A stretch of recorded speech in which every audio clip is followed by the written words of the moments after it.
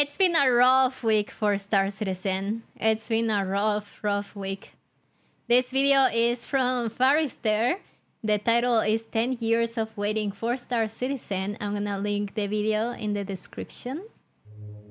The 8th of August 2024 is an important date in my relationship with Star Citizen. The date marks 10 years since first jumping on board back in 2014. Like any long-term relationship, those 10 years have been filled with ups and downs. At times, Star Citizen has provided pure wonder, excitement, and hope for the future, and at other times has been a test of patience and a lesson in frustration. But reflecting Yes, I agree. on that journey might prove interesting to some of you, and so here it is. I'm Farister, and in most videos on this channel I try to avoid use of the word I, to try to be a little more objective and circumspect. It probably feels right that this video is an exception to that general aim. To that end, this video will be my subjective thoughts and feelings about the past decade as a Star Citizen backer, some of which you may agree with, and some of which you might not. I suppose that's the nature of subjectivity, but as always, it will be honest. So hopefully you'll join me as we turn the clock back 10 years. It's August the 8th, 2014, and having just read about Star Wait, holy moly. Citizen, my mind is blown. This title promises to be the greatest, the best damn space sim ever, and will be purely focused on a PC experience, meaning no compromises to mass market to consoles, offering unrivaled support for high-end graphics and custom hardware. The game will offer a living universe of possibility, all experienced from your character's unique first-person perspective. Combat, exploration. You'll even be able to group up to operate larger ships as a crew of people working together. It didn't take me long to be sold on the idea, and so my first game purchase was sat in the hangar, the Origin 325A. And it was quite literally was sat in the hangar, because the first thing to download for Star Citizen was the hangar module. At this point I have to make clear, I wasn't making any YouTube videos at this time, and frankly Star Citizen was renowned for producing terrible frame rates, so much of what you'll see of this early period will just be snippets and screenshots, but hopefully they give a perspective. Walking around the hangar, seeing that little ship, climbing on the back to look around, the imagination ran wild, and that imagination of a future of infinite possibility was what first got me into Star Citizen, but is also the Achilles heel of the game for many. But Wow, holy moly, this is a good video. This is a really good video. we'll come to that soon. Back in 2014, the game is taking me days to download, and so the day after making my very first purchase, another $5 goes to the project to pay for the Arena Commander module to unlock that functionality. Wait, what? I didn't know that. You had to pay $5 extra to get access to Free Fly? That is crazy. For those not satisfied with simply enjoying the beauty of the ship in their hangar, this relatively recently launched module back then gave players the chance to actually fly their ship in space. True 6 degrees of freedom movement, a detailed, complicated flight model. The best pilots who truly understood the gamut of fine controls of G-safeties and comms stab, of coupled and decoupled, those pilots were revered amongst the community as masters of the IFCS. For modern backers, some of that last sentence might not make sense, as one of the criticisms of the flight model changes that have happened over the years is that Star Citizen has moved much closer to being more of an aerodynamic flight model, like World War II dogfighting in space. But back in 2014, flying was complicated and that was exciting to get into, so it was a wonderful experience to actually get into the hangar, explore the ship, and then start learning to fly and fight. Over the next few That was the beauty of Star Citizen for me for so many months, just learning everything about Star Citizen. weeks and months, reading more about the game, chatting to people on the forums, yes, forums long before Spectrum came along, I got deeper and deeper, upgrading to a Constellation Phoenix as a fancy multi-crew ship, upgrading again to an 890 jump luxury yacht, and imagining all of the possibilities of exploring the stars with friends. I had very quickly gone from spending $80 on a starter pack to having spent hundreds on the idea of a luxury space yacht. Then came the end of November 2014 with something that really blew my mind. During my time reading all about the vision of Star Citizen, I'd come across the concept of the Idris, a large corvette/frigate with a big railgun at the front and a long through-deck hangar for fighter craft. A select few had purchased them already for $1,000 or more, but the idea was that this would be an endgame, raid-style content for large groups of players to man and operate. An actual, capital-sized warship in-game. The idea of that sounded great, and I had joined an organisation to help crew one once they were eventually available in-game, but at the time the Idris model looked kinda gangly, a little bit awkward, and quite reliant on the railgun at the front. But in November, an article came up which showed a new, bigger warship designed by Dave Hobbins, the Javelin-class destroyer. This ship immediately captured my imagination. Not only did the launch document talk about how multiple people would need to work together to crew the ship, but it had a detailed deck map which talked about all of the different functions that people would fulfill. It was a ship that would kinda do a bit of everything whilst being well protected, and most importantly, the Javelin looked awesome. The visual style just captured me, it still does. Inevitably then, following a rocky sale experience, it sat in my hangar. So by the end of 2014, within a few short months, I'd discovered the game, played some of the early modules, and oh my god, can you believe he has had the Javelin since 2014? And 10 years later, he still doesn't have it. And quickly become incredibly invested to concierge level. For the uninitiated, that means I spent far too much on a video game that wasn't out yet. "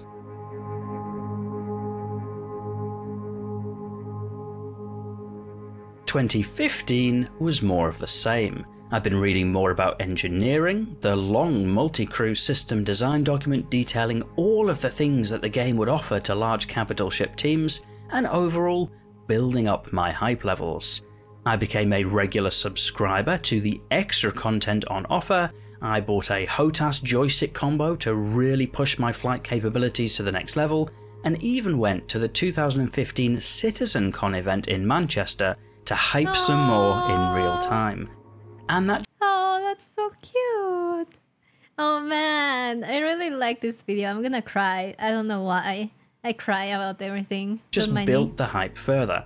Seeing Admiral Bishop give a rousing speech, seeing Star Citizen Alpha 2.0 where players were first able to spawn in Stanton, including on multi-crew ships for the first time, and then seeing the Morrow tour of an Idris, it felt like everything was coming together.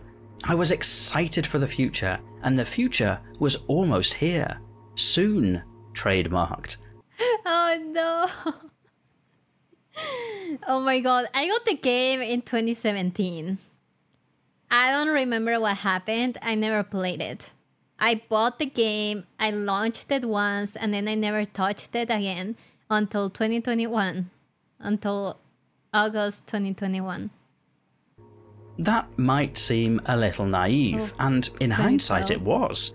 But at the time, most of the big adverts for Star Citizen and Squadron 42 came with nice dates at the end of the video. Coming soon in 2016, answer the call in 2017. With those dates coming officially from the project team, I genuinely believed this incredible game with so many features and functionality was right around the corner. It took the next year or two passing by to start to see reality. Man, I'm honestly so pissed. I'm honestly so pissed at the state of the game. That Reality come into view. Cloud Chaser just subscribed for 5 months. Pants. Hey, thank you so much for the subscribing with that tier 1 for 5 months. Really appreciate it, Cloud Chaser. 2016 and 2017 marked a steady waning of my enthusiasm for Star Citizen. Yeah, mostly because ideas remained big, but tangible progress remained slow.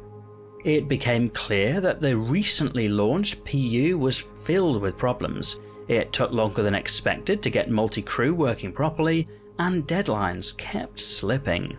One of the major problems with the project started to become obvious, that those big ideas of doing things that had never been done, the very thing that created so much hype, was unravelled by the technical complexity of what needed to happen. Those things had never been done for a reason. It was technically very difficult. The situation was exacerbated by the amount of extra work that was being created, the features and scope being significantly expanded through use of stretch goals, and the dreams of the boss. The extra ships being concepted and sold that needed work to actually build, all of this served to push deadlines back, before those due dates were eventually obfuscated altogether to try to abate disappointment. This led me to have a loss of confidence with the project, a falling out of love with Star Citizen. I went and did other things. I used my newly acquired HOTAS to fly a lot of DCS World, and largely put Star Citizen on the back burner, preferring to come back when things had finished. I felt burned out by the over-promises and under-delivery. To fly so high in excitement and hype, it was a long way to fall back. I feel like that right now. There was someone in my chat asking, because I used to stream Star Citizen every single day, and someone in my chat came a few days ago, and he's like, when are you gonna stream Star Citizen? And I'm like, oh man, I feel this way. Back down to reality. But they say that time heals all wounds. As 2018 made way to 2019, 5 years on from first discovering the idea of Star Citizen, the baby steps forward in the persistent universe started to create a more dynamic and interesting game. Cargo hauling finally came just before the end of 2017, in-game mining came along in mid-2018, and Hurston was added as a first new planet to visit at the end of 2018. ArcCorp came along in 2019, and Stanton was steadily expanding. This steady progress rekindled my interest in Star Citizen, but tempered with a little wisdom from the scars of the past. There were no shortage of bugs or missing features, but the game was becoming more playable. My focus, therefore, became more about enjoying what was playable now, with a wary eye on the future, rather than getting overly hyped. Rolling into 2020, I started making some YouTube videos about the game and some of the ships therein, for which some people seemed interested in my thoughts, and so playing the game to cultivate that new online community became a reason to continue. Roll forward to today, and broadly that's still my approach.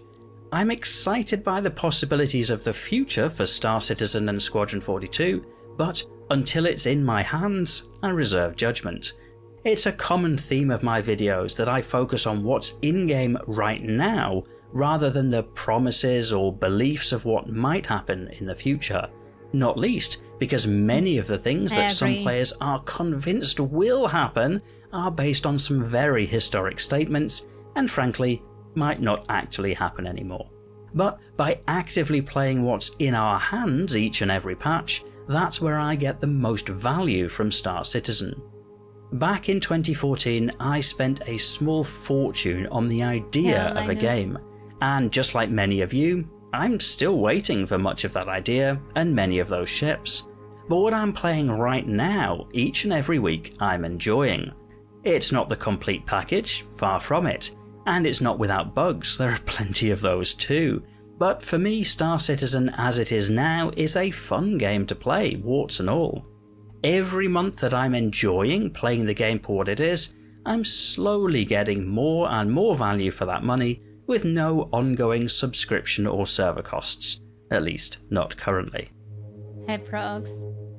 So here we are, 10 years on, and a lot has changed. I used to be a young man with a load of free time and a wild imagination.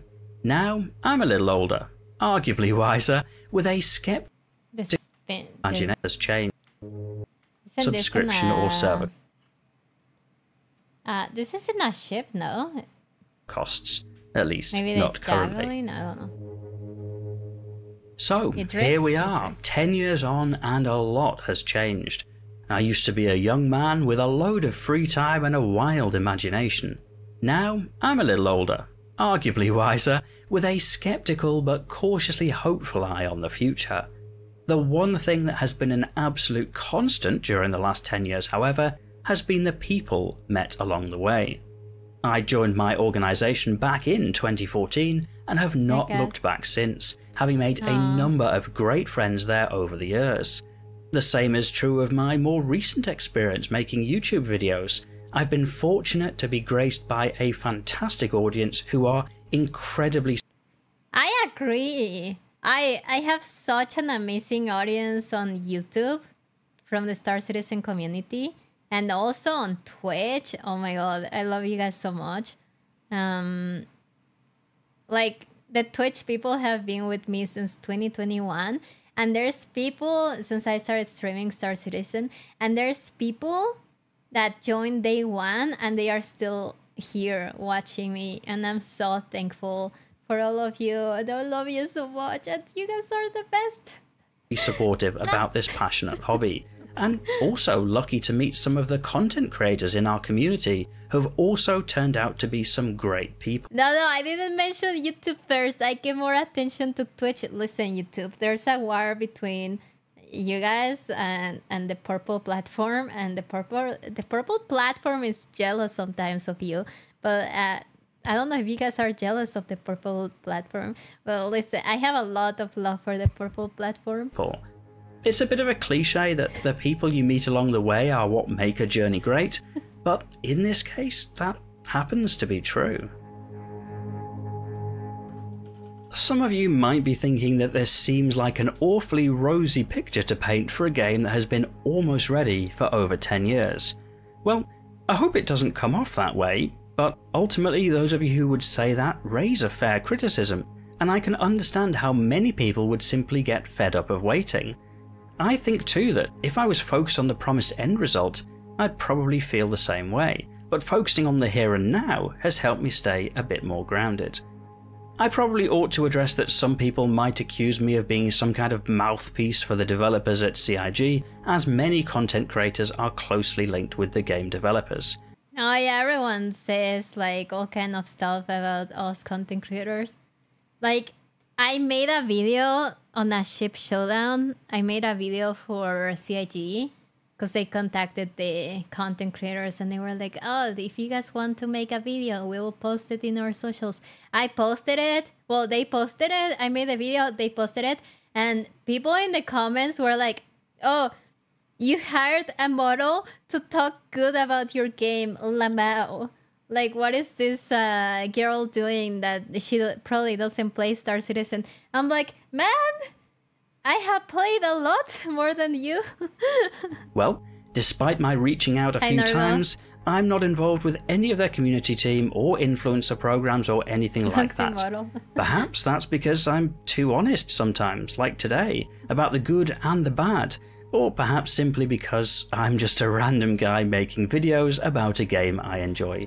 It's a shame, but regardless, it means I can openly say I've had no involvement with the developers at CIG in my capacity as video guy, and so these thoughts are entirely my own.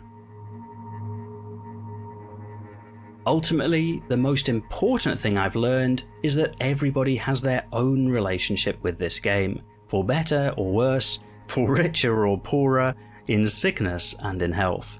And it is for each person to decide whether they're happy with what we have are excited by the vision, or disappointed with the delays.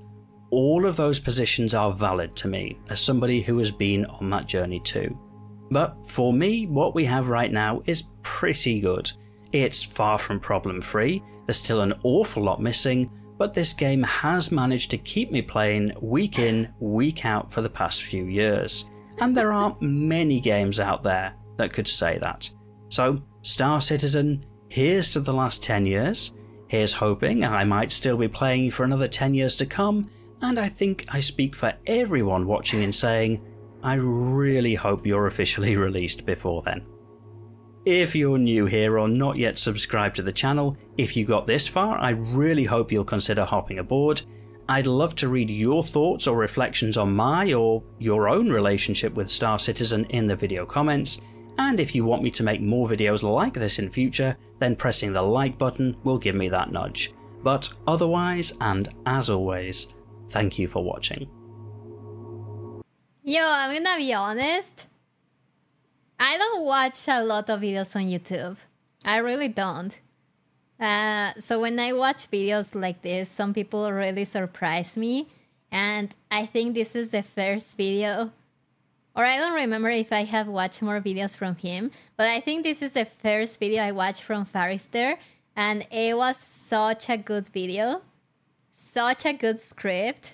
I almost cried. I got goosebumps. I was super involved all the video, and that was a really good video. So if you guys wanna go, I will link the video.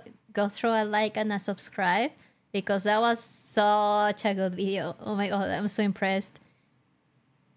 I have seen several of his videos. He's one of my favorites. Yeah, like this, I really like this video. And what do you think? Do you think Star Citizen is gonna be live in 10 years, or is it gonna be still be alpha or beta? What are we gonna have in 10 years? I have no idea. I don't know if it's gonna be live. I hope so, but I don't know. I hope so. I really do. I think we're gonna have Squadron by then. I don't know how Star Citizen is gonna be. Maybe early live, maybe. We will see. But let me know what you think. I think I'm so... Yes, we are gamers! I think I'm so obsessed with Star Citizen, but it doesn't work. I don't know what to do. I get sad. I need help. As long as certain features are online, I don't care if CIG calls it alpha or live. True. Maybe we can get some dark night and thermal vision. Oh my god, we need night vision. We need it. Like the Defiance armor has all those sensors that do nothing. Should I clip it? No, it's okay. I will go back to it. I think in order to stay alive, they have to get to a better state of gameplay within the next 5 years. You know, I have been thinking about like, yo, there's so much hate lately. How are we gonna stay alive kind of thing? I am really scared. I am truly scared that this game is gonna become just a ship game where like you just buy ships and you just fly those ships, than actually like an MMO kind of style of game. I'm getting kind of scary seeing what's happening. I hope that doesn't happen. I don't think it's gonna happen, but I'm scared it could happen, but I hope it doesn't happen. But I don't think it's gonna happen. Also, yeah, Cloud Chaser, you have been gone for so long. I think the last time you were here was my last marathon, and I'm just starting a new marathon today. Only time will tell. Yeah, it's gonna happen. I hope it doesn't happen. Like, you see, like, those kind of games where you just, like collect cars, but you don't have gameplay. I'm really scared that that's gonna happen with Star Citizen, but it's only gonna be collect ships, and you're not gonna do anything with those ships. I'm really scared. Only reason I think it took them a while because of what Forrester mentioned. Yeah, developing the tech to implement what they want to do in the game. Yeah, I mean, now we have new tech. So I don't want to collect ships, I want to fly them. Yeah, me too. Game performance has at least improved, yes. Or absurd ship power creep. I don't want that.